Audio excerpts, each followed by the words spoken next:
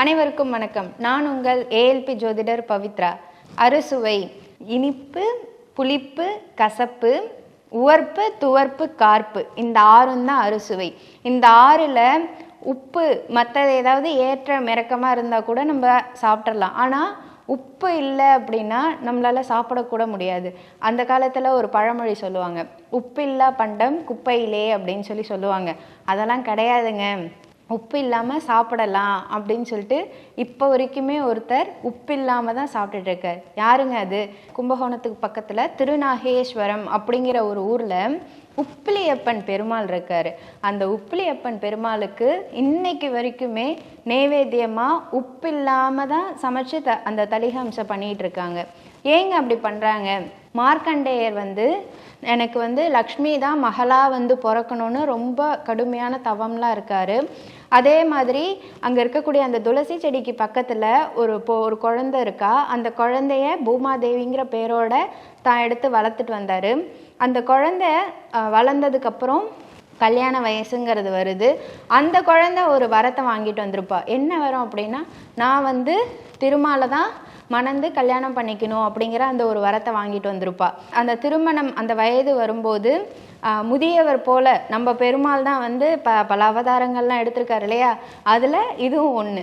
அந்த முதியவர் போல அந்த வேடம் போட்டுட்டு மார்க்கண்டேயர்கிட்ட பொண்ணு கேட்குறாரு. இந்த மாதிரி உங்கள் பொண்ணை எனக்கு கல்யாணம் பண்ணி கொடுங்க அப்படின்னு சொல்லி. மார்க்கண்டேயருக்கு தெரிஞ்சிடுச்சு, ஞான திருஷ்டியில் மார்க்கண்டேயருக்கு வந்தது திருமால் தான் அப்படின்னு தெரிஞ்சிடுச்சு. மார்க்கண்டேயர் சொல்கிறாரு, என்னோட குழந்தைக்கு சின்ன பொண்ணு தான் என் குழந்தை, உப்புலாம் ஏற்ற இறக்கமாக தான் சமைப்பா, இன்னும் அந்த அளவுக்கு சமையல்லாம் கற்றுக்கல அப்படின்னு சொல்கிறாரு. பரவாயில்ல, உப்பு இல்லாமல் சமைச்சு போட்டாலுமே நான் ஏற்றுக்கிறேன் அப்படின்னு சொல்கிறா. அதே மாதிரி ஃபஸ்ட்டு அந்த கல்யாணம் ஆனதுக்கப்புறம் அந்த சமையல் பரிமாறுறா. உப்பு இல்லாமல் செஞ்சிட்ட சமையல். பெருமாள் அதை எப்படி இது பண்ணுறாருன்னா, திருப்தியோடு சாப்பிட்டு, உப்பு இல்லைன்னா என்ன, அவளோட கையால் எனக்கு பரிமாறினது உப்பு இல்லாத அந்த குறையெல்லாம் தெரியல அப்படின்னு சொல்கிறாரு. அதனால தான் உப்பில்லாத உணவை உட்கொண்டதால் உப்பிலியப்பன் அப்படின்னும், ஒப்பில்லாத பெருமை உடையதால் உப்பிலியப்பன் அப்படிங்கிற பேரும் இவருக்கு இருக்குது. இவருக்கு இந்த சன்னதியில் என்ன ஒரு ஸ்பெஷல் அப்படின்னா, இவருக்குன்னு இந்த சன்னதிக்குன்னு தனியாக ஒரு சுப்ரபாதம் பாடுறாங்க. இப்போ மற்ற கோவில்களெல்லாம் ஒரே சுப்ரபாதம், உப்பிலியப்பன் கோவிலில் தனி சுப்ரபாதம் வச்சு பாடுறாங்க. 108 திவ்ய தேசத்தில் 13வது திவ்ய தேசமாக இந்த உப்பிலியப்பன் திகழ்கிறார். இங்கே இருக்கக்கூடிய பெருமாளுக்கு வலப்புறமாக தாயார் அமைஞ்சிருக்கா. இது இன்னும் தனி சிறப்புனே சொல்லலாம். சரி, பெருமாள் கோயிலுக்கு போனால் ஏங்க துளசி கொடுக்குறாங்க அப்படின்ற ஒரு கேள்வி இருக்கும். எல்லா பெருமாள் கோயிலையும் ஏன் துளசியாக தராங்க? அந்த துளசி தேவியாக பெருமாளோட மார்பகத்தில் அமைஞ்சதுனால துளசி மாலை சாத்தி நமக்கு பிரசாதமாக அந்த துளசியை கொடுத்து வழிபடுறாங்க. இப்போ கோவில்னாலே பிரசாதம். இப்போ நம்ம எல்லாருக்குமே அந்த பிரசாதம், அங்கே இருக்கக்கூடிய பிரசாதங்கள் யாருக்கு தான் பிடிக்காது? எல்லாருக்குமே அந்த பிரசாதங்கிறது பிடிக்கும். இந்த உப்பிலியப்பன் கோவில்லையும் பெருமாளுக்கே உப்பில்லாத நைவேத்தியமாக தான் பண்ணுறாங்க. அப்படி பண்ணும்போது நம்ம போயிருக்க நேரம், நம்ம அந்த நேரத்துக்கு அந்த கோவிலுக்கு போயிருக்கோம், பிரசாதமாக கொடுக்குறாங்க அப்படின்னா கண்டிப்பாக அந்த பிரசாதத்தை வாங்கி சாப்பிட்லாம். அது அந்த அளவுக்கு தெரியாது உப்பு இருக்குது இல்லை அப்படிங்கிற மாதிரி. இதே அங்கே இருக்கக்கூடிய இன்னும் சில பேர் சொல்கிறாங்க, அந்த பிரசாதத்தை நம்ம வாங்கிட்டு கோவிலுக்கு வெளிப்பக்கமாக வந்துட்டோம்னா அதோட டேஸ்ட்டு மாறிடும்.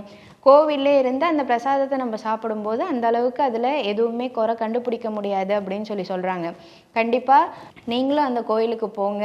பெருமாள் கிட்ட என்னென்ன கேட்கணும் அப்படிங்கிறதெல்லாம் இல்லை, நம்ம போய் பார்த்துட்டு உன்னோட அனுகிரகம் எனக்கு இருந்துட்டா போதும், எனக்கு என்ன வேணும் என்ன வேணாங்கிறது நீங்கள் கொடுத்தீங்கன்னா போதும் அப்படிங்கிற மாதிரி நம்ம கேட்கணும். எனக்கு இது கொடு அது கொடு நம்ம எப்பொழுதுமே எந்த ஒரு கோயிலுக்கு போனாலுமே கேட்க வேண்டாம். அந்த மாதிரி நம்ம வேண்டுதல், நமக்குன்னு ஒரு சில வேண்டுதல்கள்லாம் இருக்கும். அதெல்லாம் எல்லாத்தையுமே எல்லா இடத்துக்குமே போய் சொல்லிகிட்டு இருக்க வேண்டும் அப்படிங்கிறது இல்லை.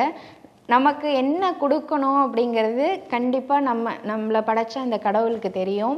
ஸோ ஒரு சில வேண்டுதல்கள்லாம் கேட்கலாம், ஒரு சிலதெல்லாம் அவங்க அப்படி இருக்காங்களே நானும் ஏன் அப்படி இல்லை அப்படிங்கிற மாதிரியான அந்த தாட்ஸ் எப்பொழுதுமே இருக்க வேண்டாம். நமக்கு எந்த நேரத்துக்கு என்ன கொடுக்கணும் அப்படிங்கிறது கடவுளுக்கு தெரியும். ஸோ முடிஞ்ச அளவுக்கு எல்லாரும் போய் இந்த உப்பிலியப்பன் கோவிலுக்கு போயிட்டு வாங்க. நிச்சயமாக நம்ம வாழ்க்கையில் ஒரு மாற்றம் ஏற்படும் அப்படின்னா கண்டிப்பாக மாற்றம் ஏற்படும். மீண்டும் இனிதொரு நிகழ்வில் சந்திப்போம். நன்றி, வணக்கம்.